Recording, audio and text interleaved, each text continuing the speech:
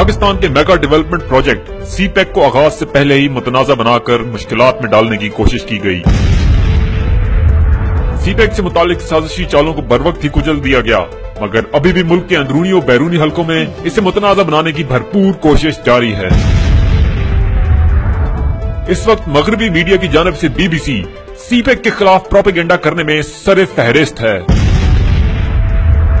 ہماری قومی زبان میں نیوز نشر کرنے کی وجہ سے اس کے لیے پاکستان کے قومی مفاد کے خلاف زہر افشانی کرنا بے حد آسان ہے۔ ایک جانب بی بی سی نے سی پیک منصوبوں کو یکسر نظر انداز کر کے اسے ہوائی قلعے کا نام دے کر مشکوک بنایا، جبکہ دوسری جانب بلوچستان میں موجود شر پسندوں کے لیے میڈیا ونگ کا کردار ادا کیا۔ سوال بس اب اتنا ہے کہ ایک غیر ملکی میڈیا کو دہشت گردوں سے ہمدردی اور سی پیک سے آخر اس قدر شکایت کیوں ہے؟